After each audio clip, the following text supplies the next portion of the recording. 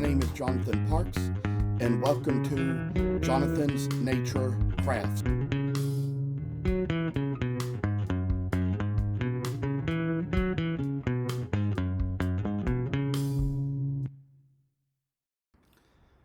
I must inform you that I do not live in this house by myself, but live here with other people. Sometimes other members of the household may have to walk through areas where I might be recording with other family members on the phone. If you hear any noise like that, please feel free to disregard.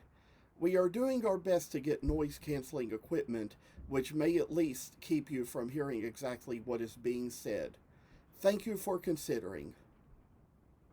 Since coming on to the last video and thinking over my gouges, I just kinda looked over another gouge that I think might be better for carving out these wings, and it's one that I found. It is an 8mm number 12.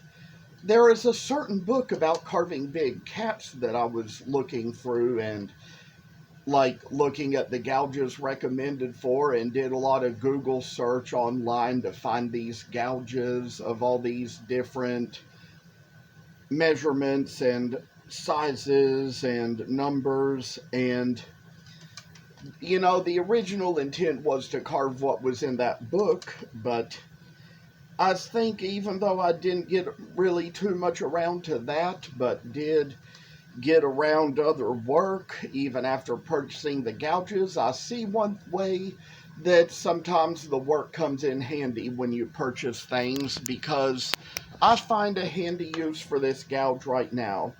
One thing I'll mention to you is that before starting the video, I already did a couple little cuts out of the wings with it just to see how it would do. It seems to be working just fine, but this would be my first time using this gouge, so I'm going to have to try it out and just see how it does, see what it does, see how it's going to work, what it's going to do.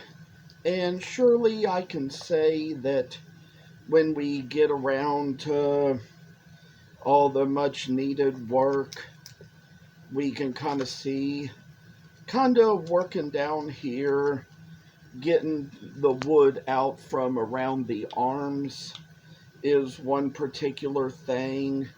This might even be what's turning out to be a better gouge than maybe the ones I've used in the past to do this. And I'd say that when you kind of get to looking at books and looking at different projects and get to checking out more tools, it kind of gets to where you end up having tools that, though they may not be coming to the project you had in mind, you have a project coming along eventually that they're good to use for.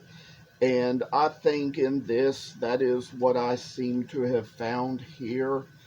And with all I've got in these little tools, I say that this is just one of those little works of art I have where things just measure up like they do, make little angel figures that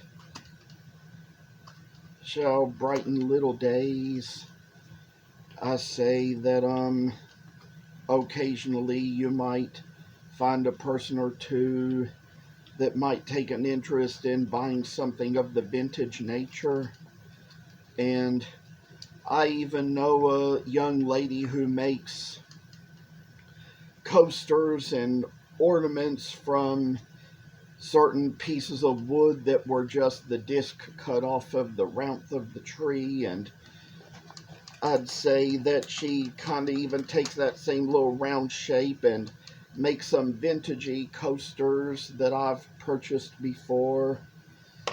I think we're going to kind of get out the thumb protector here and sort of just make a little cut along these little lines to kind of separate out some of the wood.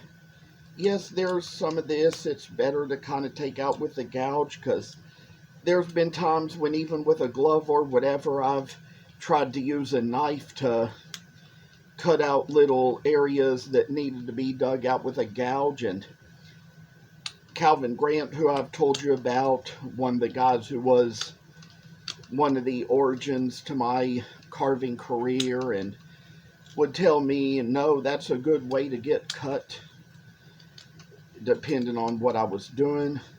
But I'd say for me, there's little shapes I can take here and there to come out of a little place here and there, just to remove a little wood when it's just the thing that is needed.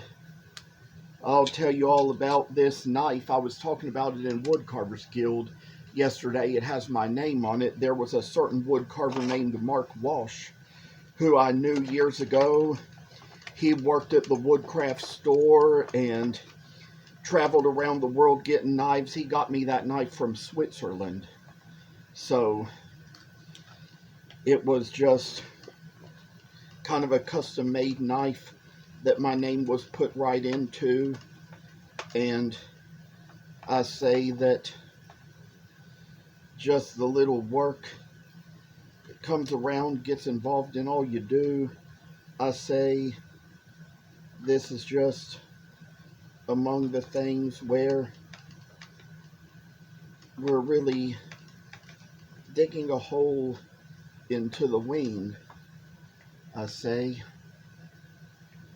probably going to need to get up and get some water after this video. I'm getting kind of thirsty and probably not in the shape for what this cup of coffee I have over here is good for.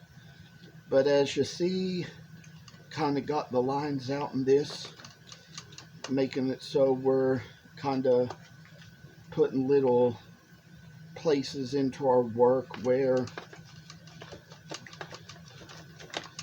and I don't really think we ought to be using the gouge the way we're doing it, just kind of sawing back and forth with it. But this is just kind of something I do whenever it comes to some of these harder woods, like this Kentucky coffee tree you see here. And there's probably some other angels that might get around to carving, but might need to practice some of the other ones on my own time away from the camera before I try to demonstrate how to carve them. And as for how this comes along, I say that there's been those I've made that, like we say, they ended up being made into rubber molds that were used to make many more polymer clay angels. And I say that there was one big family I gave out a bunch of those polymer clay ones to, because there was a certain member of that family that passed away, and gave them out to them as a sympathy gift. Certain lady in the family who I've just been friends with a long time and in a lot of ways, and gave her a lot of gifts for herself over the years, but this time around gave her those angels, probably more than what she'd have enough to store. So I kind of gave her permission to distribute them to the family as a little family gift, and I think that everybody loved them, because, you know, sometimes the death of a loved one can be a little bit of a hard thing to go through, and that's the kind of thing where, you know, you show a little sympathy to a mourning family. We do sometimes praise the Lord, however, for the fact that He's had angels come to carry them home, and that they are in heaven enjoying much better things. And that's how it was with this man. He knew Jesus. He was a Sunday school teacher and everything. So that's how we come, with knowing that people know God, that they know Jesus, and we come as those who we know who are among the ones that give their lives to Jesus. So I say yes for the little work we got there in the wings. Might do a little bit more of the work separate from the video, because it is kind of tiring my hand out, and I'm trying to keep these videos short as I can. I thank you all for coming on and keeping a watch on this, and for all that's going on and all I'm trying to do just to make this channel better. And wish you all the best in the future, and we'll see you in the next video. Thank you for watching. Hope you enjoyed the video. And if you haven't already, please subscribe to this channel. I hope to see you in the next video. Stay tuned.